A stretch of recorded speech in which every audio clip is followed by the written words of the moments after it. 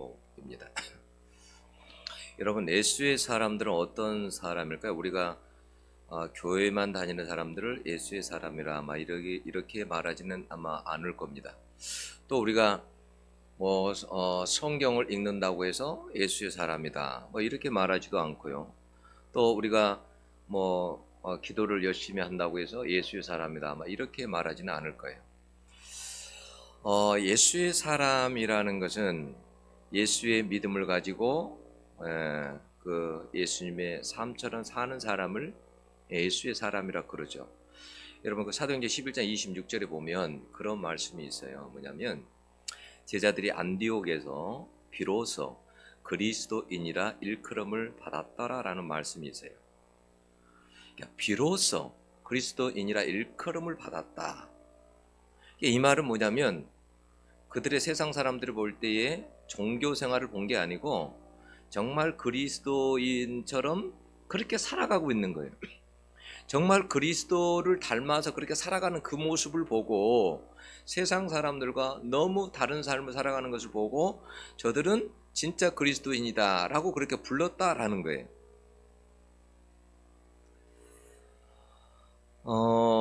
여러분, 그러니까 다시 말하면 그리스도의 그 사람들이다 라는 그런 말씀이죠. 어떻게 하면 우리가 예수의 사람으로 살 것인가, 그리고 예수의 사람으로 산다는 것이 구체적으로 어떤 것을 말하는지 오늘 본문을 통해서 여러분들과 함께 은혜를 나누고자 합니다.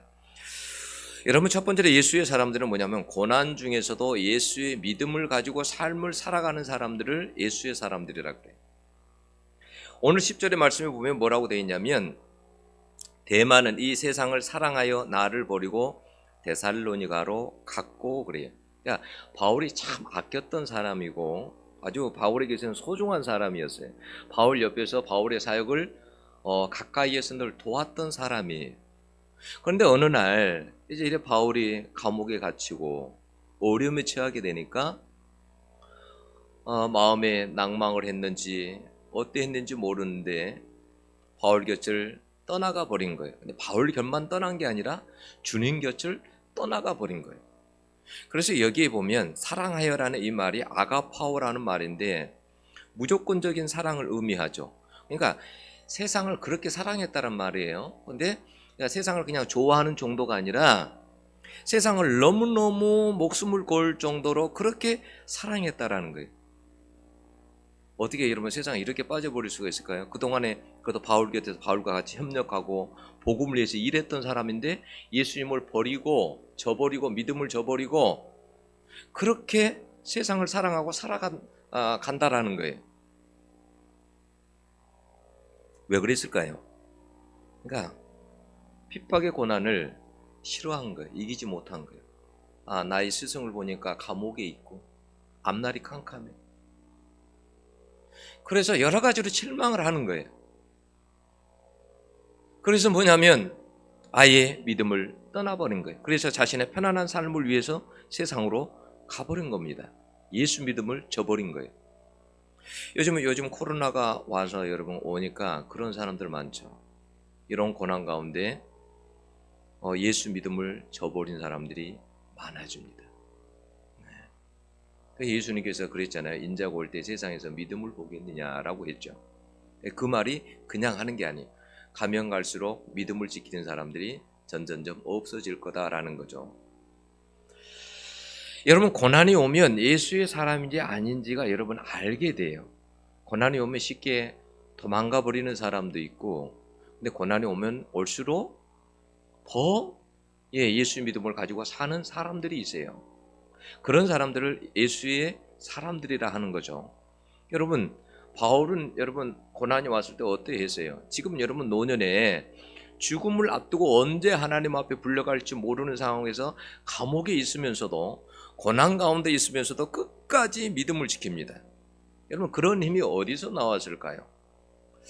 저는 제가 생각해 보니까 고린도후서 12장에 보면 바울이 자기 어떤 것을 이야기하냐면 자기가 셋째 하늘에 이끌려갔다라고 이렇게 말을 해요. 셋째 하늘에 이끌려갔다. 네? 셋째. 우리가 하늘도 여러분 그냥 눈에 보이는 그냥 이렇게 하늘이 있어. 그걸 스카이라고 그러잖아요. 근데 보이지 않는 하늘, 헤븐이라고 그러죠. 그러니까 하늘도 다 달라요. 근데 셋째 하늘에 이끌려갔다라는 거예요. 그 셋째 하늘이 어디냐면 바울이 뭐라고 하냐면 낙원으로 이끌려가서 말할 수 없는 말을 들었다라는 거예요. 낙원으로 이끌려가서.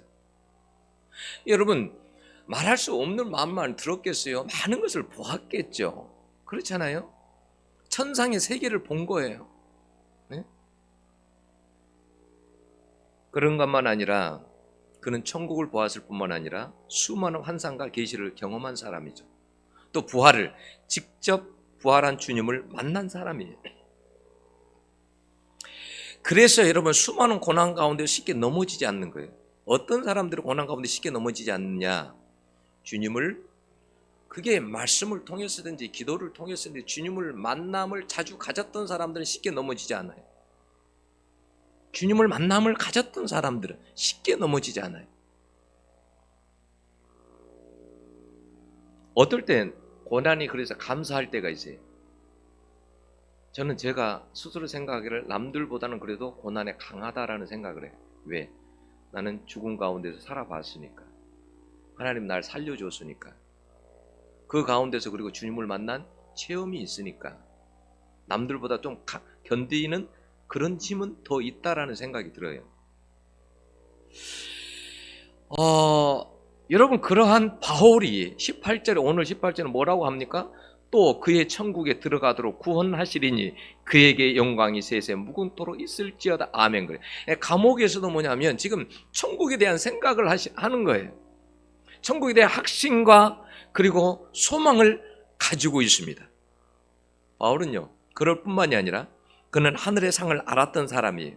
하늘에서 하나님께서 주시는 상도 알았던 사람이고 우리의 시민권이 우리가 이 땅에 살지만 시민권이 여기가 아니라 영원한 그 시민권이 하늘에 있다는 것을 알았던 사람이에요. 그래서 여러분 빌립보서 3장 14절에 바울이 뭐라고 했냐면 하나님이 위에서 부르신 부름의 상을 위하여 쫓아가노라 그랬어요. 상이 있다는 거예요. 그리고 20절에 보면 오직 우리의 시민권은 하늘에 있는지라 그랬어요. 그러니까 시민권이 이 땅에서 살지만 이 땅에서 영원히 사는 것이 아니라 영원히 사는 나라 하나님 나라 저 천국이 우리의 그 시민권이 있다라는 거예요. 그걸 눈으로 보았고 알았던 사람이. 여러분 하나님 나라에 가면 바울이 받을 상과 그 위로함이 어떠할까요?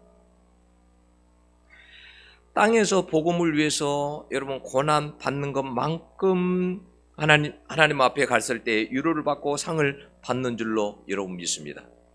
여러분 이 땅에서도 상이 그냥 주어지지 않잖아요. 근데 여러분 하늘의 상이 여러분 어떻게 그냥 주어지겠어요? 어떤 여러분 고난도 없이 그냥 그 상이 주어질까요? 절대 그렇지 않아요. 여러분들 혹시 예수를 섬기다가 어려운 일을 당하면 고난을 당하면 또 교회를 섬기다가 어떤 어려운 일들을 여러분들이 묵묵히 해나갈 때에 여러분 그건 저는 그게 하나님께서 반드시 상으로 준다고 저는 믿어요. 하나님께 반드시 상으로 갚아줘요.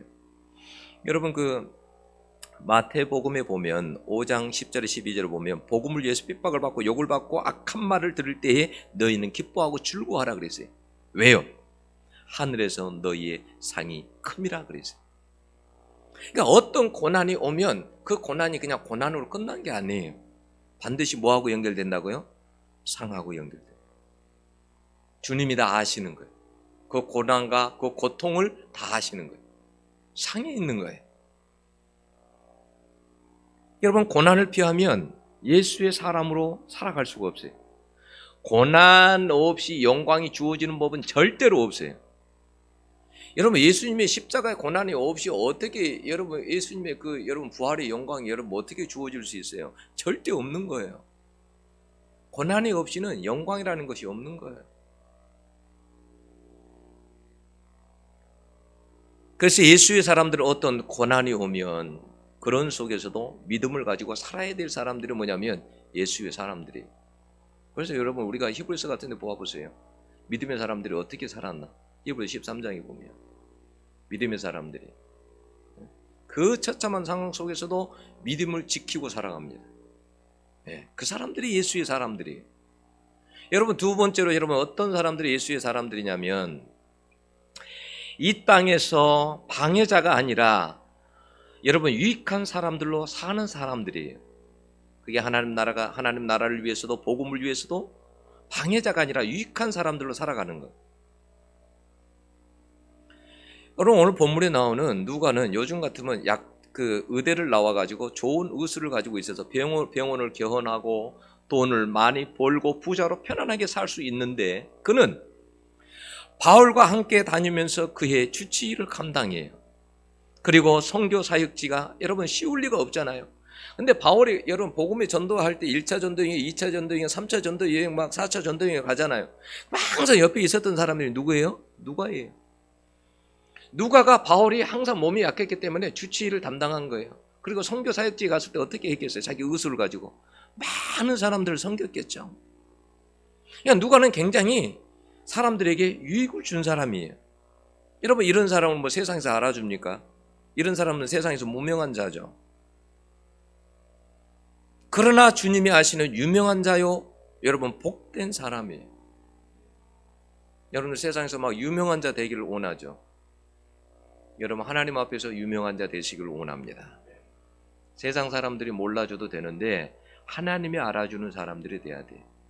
하나님이 알아주는 유명한 사람. 여러분 유명한 이렇게 하나님 앞에서 때로는 유익한 사람들로 복음을 위해 살아가는 사람들도 있지만 때로는 무익한 사람들도 있어요. 방해자들도 있어요. 오늘 본문에 누가 나옵니까? 구리 장색 알렉산더가 나와요. 구리 세공업자예요. 이 사람은 참 불행한 사람입니다. 그는 세상에서 구리 기술을 가지고 사업을 해서 돈을 많이 벌었을지 모릅니다. 그러나 그는 하나님 나라의 복음의 방해자 장애물로 살았던 사람이 바울이 뭐라고 합니까? 내게 해를 많이 보였으며 그랬어요. 그 말이 무슨 말이에요? 못된 짓을 많이 했다라는 거예요. 복음의 방해자였다라는 거예요. 하나님 나라의 방해자였다라는 거예요.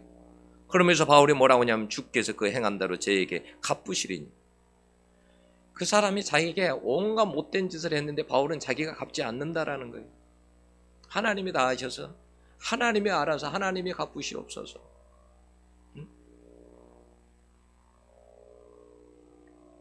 여러분 사람의 심판도 무서운데 주님의 심판은 여러분 어떠하겠어요?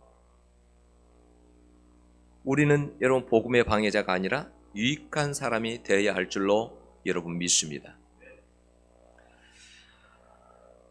이런 사람들이 여러분 예수의 사람들이에요. 여러분 이 사람이 알렉산더가 디모데전서 1장 20절에 나오는 알렉산더와 동일 인물인지는 모르겠지만 만약에 동일 인물이라면 이 사람은 믿음 생활을 하다가 믿음에서 떠나서 사단의 앞잡이 노릇을 한 거예요. 여러분 사단의 앞잡이 노릇이 다른 게 아니에요. 사단이 좋아하는 일을 하는 것을 사단의 앞잡이 노릇이라고 그래요. 무슨 말인지 알죠? 네. 그런 것이 영적 분별력이에요. 딱 보면 어떤 사람을 딱 보면 사단의 앞잡이 노릇을 하는 사람이 있어요. 방해자들이 있어요. 어떤 사람은 적극적으로 협력하는 사람들이 있어요. 로마서 16장에 보면 바울이 복음에 협력했던 사람들을 쭉 나열합니다. 그러면서 누구를 이야기하냐면 많은 사람들을 이야기하는데 거기에 16장 4절에 보면 브리스길라와 아굴라를 이야기하면서 저들은 나를 위해서 목숨까지 내놓으면서 협력했다라는 거예요. 목숨까지 내놓으면서 협력했다라는 거예요. 그러니까 바울이 복음 전도 사역을 할 때에 여러분 수많은 사람들이 협력을 했어요. 수많은 사람들이 협력자가 되어서 그런 사람들이 뭐냐면 예수의 사람들이에요. 유익한 사람들이에요. 예수의 사람들로 살아갈 수 있는 여러분들이 될 수 있기를 축원합니다. 여러분 세 번째로는 어떤 사람들이 예수의 사람이냐면 하나님의 주신 힘으로 사는 사람들이 예수의 사람들이에요. 하나님이 주신 힘으로.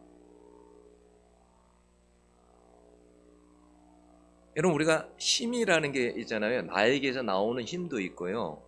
여러분 예를 들어서 공부하는 사람은 공부의 힘이 있어요. 여러분 물질을 많이 가진 사람들은 물질의 힘이 있어요. 명예를 가진 사람은 명예의 힘이 있어요. 그 힘을 가지고 살 수도 있어요. 근데 예수의 사람이라는 것은 어떤 사람을 이야기하냐면 그런 세상적인 힘이 아니고 나에게서 나오는 힘이 아니고 예수님에게서 나오는 힘을 가지고 사는 사람을 예수의 사람이라 그래요. 여러분, 바울은 여러분 쉬운 생을 살았던 사람이 아니에요. 우리가 생각하는 행복과는 거리가 먼 사람이에요. 우리 생각에는 여러분, 바울이 복음을 위해서 일평생 헌신했고 죽도록 고생했으니까 말년에는 어떻게 해야 돼요? 달라야 하지 않습니까? 그죠? 안정된 생활을 하고 노후도 편안하게 보내면서 주님을 맞이할 준비 속에 살아야 되지 않느냐라는 거예요. 그런데 여러분, 그의 말년에는 그렇지 못했어요. 그는 심히 애롭고 고독하고 쓸쓸하고 지독한 추위에 떨면서 감옥에서 보내야 했어요. 여러분, 21절에 뭐라고 되어 있습니까? 21절에 너는 겨울 전에 어서 오라 그랬어요. 겨울 전에 어서 오라. 무슨 말이에요? 그러니까 너무나 추운 겨울이 올 때 내가 너무 춥고 떨고 너무 추우니까 겨울 전에 빨리 와. 그런데 13절에 보면 뭐라고요? 13절에 이렇게 되어 있죠. 너가 올 때에 내가 들어와 가보이 집에 둔 겉옷을 가지고 와라 그랬어요. 겉옷. 이게 뭐냐? 얇은 모포와 같은 거예요. 옛날에는 왜 소매 달린 옷도 아니고 이렇게 목 들어가는 구멍만 딱 뚫어가지고 이렇게 씌우는 거 있잖아요. 이런 모포를 이야기하는 거예요. 그러니까 얼마나 추웠으면 겨울들이 얼마나 추웠으면 그 모포를 가지고 겨울 전에 빨리 오라는 거예요. 네?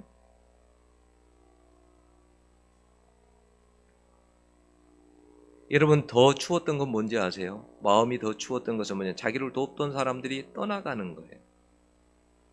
자, 아까 이야기했잖아요. 대만은 세상을 사랑해서 이 세상으로 떠나버린 거예요. 예수를 떠나가버려 자기 곁을 떠나가 버린 거예요. 자기 옆에 있었던 사람이, 신실하게 도왔던 사람이. 여러분, 그럴 때 더 얼마나 추웠겠냐는 거예요. 근데 또 복음을 위해서 물론 보내는 사람도 있습니다. 복음을 위해서 그리스에게는 갈라디아로, 디도는 달마디아로 이렇게 보내고 두기고는 또 에베소로 보내었느니라. 이럴 때 얼마나 힘이 들었겠냐는 거예요. 여러분, 16절에도 보면 그래요. 16절에도 보면 거기 보면 재판할 때에도 변호해 주는 사람이 한 사람도 없었답니다. 다 바울을 버렸답니다. 의지할 사람이 그러니까 없는 거예요. 그런데 오늘 바울이 뭐라고 고백합니까? 17절에 주께서 내 곁에 서서 나를 강건케 하시면 나로 말미암아 전도의 말씀이 온전히 전파돼 이방인으로 듣게 하려 하심이라 그랬어요. 여기 강건케 하심이라는 이 말이 언어에는 어떤 말이냐면 하나님께서 힘을 불어 넣어 주었다라는 말이에요. 하나님께서 힘을 불어 넣어 줬다라는 말이에요. 사람들이 자기를 떠나가고 자기를 다 버렸을 때에, 재판할 때에도 자기를 돕는 사람이, 변호해 주는 사람이 아무도 없었을 때에도 오직 내 곁에서 힘을 주시는 분이 누구였냐면 하나님께서 나에게 힘을 불어넣어 주셨다라는 거예요. 그러니까 그 힘으로 살았다라는 거예요. 예수의 사람들은 어떤 사람들이냐면 내 힘이 아니라, 세상 힘이 아니라 하나님이 주신 힘으로 사는 사람들이, 여러분, 주님이 주신 힘이 있어요. 도저히 살 수 없을 것 같은데 하나님이 힘을 주셔서 여러분 살아갈 때가 있어요. 여러분, 하갈이 쫓김을 받아서 강야로 가죠. 자기 아들을 데리고 이렇게 물 한 가죽 부대를 주고 내보내는데 얼마나 처참합니까? 근데 강야로 들어갔어요. 근데 강야가 얼마나 더운지 그 물을 다 마셨어요. 물 다 떨어주고 아무리 샘을 찾아도 샘이 없어요. 자기 자식은 울고, 자식이 곧 죽어갈 것 같아. 그래서 자식하고 부둥켜 안고 대성통곡을 하고 하나님 앞에 막 운 거예요. 그 소리를 하나님이 들으신 거예요. 그리고 하나님께서 그에게 그곳에서, 그 광야에서 그에게 하나님께서 말씀하시고, 그 광야에서, 살 수 없는 광야에서 그 두 어머니와 그 아들이 살아갈 수 있는 힘을 하나님께서 주십니다. 그 힘을 가지고 사는 거예요. 그 광야에서. 그 광야에서 어떻게 살아요? 우리가 여러분 열왕기상에 보면 엘리야가 로뎀나무 아래서 죽기를 구하죠. 하나님 날 차라리 죽여주십시오 라고 죽기를 구합니다. 기진맥진해서 쓰러집니다. 근데 하나님의 사자가 나타나서 어떻게 해요? 물을 마시고 먹을 것을 주고 어루만져 줍니다. 그 힘을 의지해서 여러분 호렙산까지 걸어갑니다. 그죠? 호렙산까지 걸어가요. 그 힘을 의지해서. 그리고 그곳에서 하나님의 세미한 음성을 듣습니다.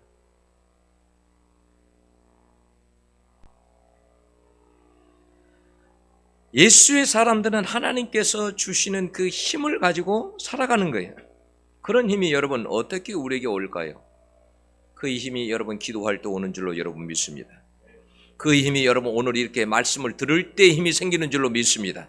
하나님의 말씀을 묵상할 때 그 힘이 생기는 줄로 믿습니다. 그래서 어려움이 오면 하나님 앞에 집중하고 부르짖고 여러분 기도하는 거예요. 도저히 살 수 없을 것 같은데 하나님이 살 수 있는 힘을 여러분 주시는 거예요. 금요일날 그 영상을 이제 봤었거든요. 근데 거기에 보면 안종주 장로님하고 이제 김덕자 권사님이 나오시는데, 이 이제 장로님이 예수를 알기 전에 어떤 사람이냐면, 이제 이 권사님하고 결혼을 했는데 10년 동안 도박을 한 사람이에요. 그냥 보통 도박이 아니에요. 이 도박은 그냥 건물이 하나 왔다 갔다 하고 땅이 왔다 갔다 하고 이런 도박이에요. 근데 그런 도박을 10년을 합니다. 그러니 여러분 집에는 뭐 돈 갖다 주지도 않고 2달에 한 번이나 들어오고 어떻게 삽니까? 근데 이제 어떻게 하면 이혼할까 이제 이 생각만 하는 거죠. 근데 아기가 들어서요. 이 아기를 떼려고 장독대에 올라가서 땅에 떨어져서 뒹굴기도 하고, 그러다 아기가 안 떨어지고 배만 부르고 아이를 낳게 돼요. 둘째도 낳게 되고. 근데 어느 날 하나님께서 뭐라고 하냐면 기도 중에 내 남편을 데리고 오라 그래요. 그래서 데리러 갑니다. 그리고 남편이 돌아와서 도박을 정말 끊게 돼요. 근데 문제는 뭐냐면 그때부터 교회를 나가지 못하게 하는 거예요. 핍박을 하는 거예요. 보통 핍박이 아니고 그냥 교회를 아예 나가지를 못하게 얼마나 두들겨 패는지. 머리를 다 깎아버리고 다 잘라버리고 성격제도 수십 번 찢어버리고 가방도 다 찢어버리고 어떻게 견딜 수 있습니까? 어느 날은 무릎 꿇고 기도하는데 주님이 그러시더래요. 뭐라고 하냐면 주님이 사랑하는 딸아, 나 죽어가는 것을 봐라. 나 죽어가는 것을 봐라. 내가 바로 너를 위해서 죽었느니라. 그런데 너는 너 남편이 머리 깎는 핍박 하나 참아줄 수 없니? 힘들어도 나를 바라보고 참아주면 안 되겠니? 그래서 그 음성을 듣고 주님 앞에 막 눈물을 흘리면서 주님, 나는 그 개수 중에 나는 개수입니다. 그때 주님의 또 음성이 들립니다. 나는 너 남편을, 너가 미워하는 남편을 나는 사랑한다.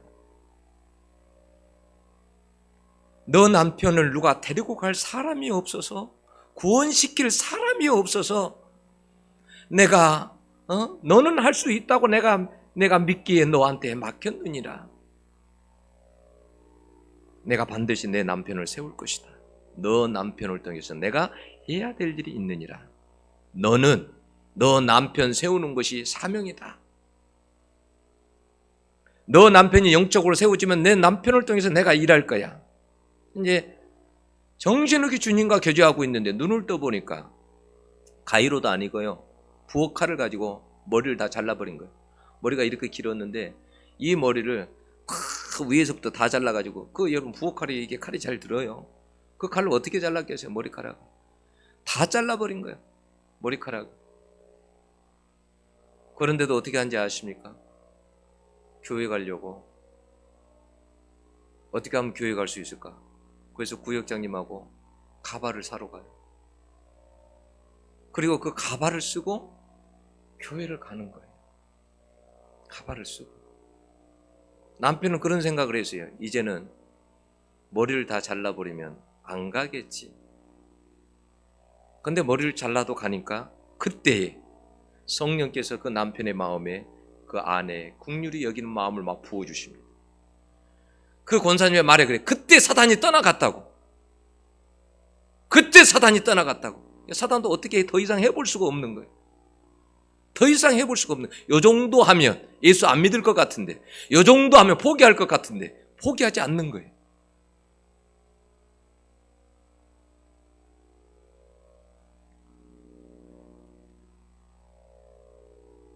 여러분, 무슨 힘으로 그렇게 할 수 있었을까요?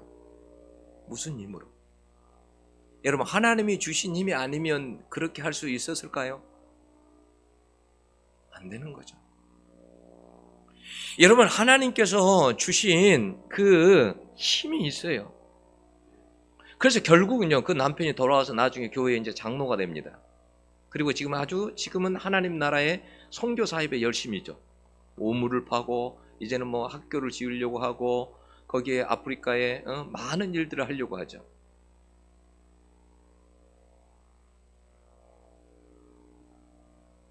그분들이 제일 좋아하는 찬송가가 천부의 의지 없어 손들고 옵니다. 이 찬송가를.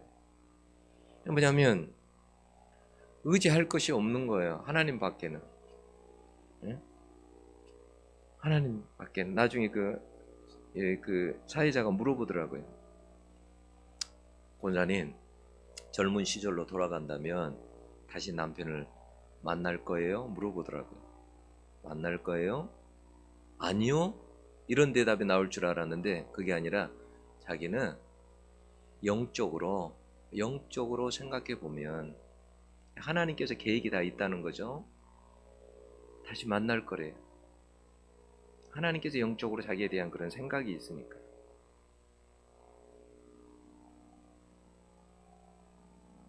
여러분, 예수의 사람들은 그래요. 어떤 고난 가운데서 어려움 속에서도 하나님께서 그 주신 힘, 공급해 주신 힘을 가지고 사는 거예요. 그 힘을 가지고. 여러분, 오늘 저는 여러분들에게 예수의 사람들이란 어떤 사람들인가라는 것을 말씀을 전했습니다. 예수의 사람들은 고난이 온다고 해서 도망가는 것이 아니라 그때의 믿음을 가지고 삶을 살아가는 사람들. 여러분, 고난이 왔다고 해서 주님이 안 계신 것이 아니라 17절에 내 곁에 서서 바울은 그렇게 고백합니다. 항상 내 곁에 서 계셨다라는 거예요. 주님이 내 곁에 있었다라는 거예요. 바울은 고난을 피하지 않았어요. 그 노구의 감옥에서 고난을 여러분 받고 있습니다. 두 번째는 어떤 사람들이에요? 고난 가운데서도 여러분 방해자가 아니라 하나님 나라의 복음에 유익한 자들로 살아가는 사람들. 그런 사람들이 여러분 하나님의 사람들이라는 거예요. 어떤 사람들은 여러분 예수도 버리고 고난 가운데 떠나가는 사람도 있는데 어떤 사람들은 목숨 내놓고 하나님 나라에 협력하는 사람들이 있다니까요. 어려운 가운데서도 떠나가지 아니하고. 그런 사람들이 예수의 사람들이라는 거예요. 예수의 사람들은 어떤 어려움이 왔을 때에 자기 힘으로 사는 게 아니라 하나님께서 그때그때 공급해 주신 힘으로 그때그때 공급해 주신 힘으로 사는 거예요. 어떨 때는 멀리 보면 못 갈 것 같아. 저 산을 보면 높은 산이어서 너무 높아서 저 산을 못 올라갈 것 같아. 도저히 못 갈 것 같아. 저 산까지 어떻게 저 정상까지 올라가. 그런데 하나님께 주신 힘을 가지고 한 걸음 앞만 바라보고 걷고 걷다 보면 그 힘을 가지고 걷다 보면 하나님께서 뭐냐면 걸어갈 수 있게 하십니다. 여러분 물어볼게요. 지기철 목사님은 어떻게 못 위를 걸었습니까? 어떻게 그런 힘이 생겼을까요? 하나님께서 주신 힘이 아니면 걸었겠어요? 여러분 사람은 원래 약해요. 지기철 목사라고 해서 강한 사람이 아니에요. 그의 일대기를 읽어보고 여러분 읽어보면 아주 연약한 사람에 불과해요.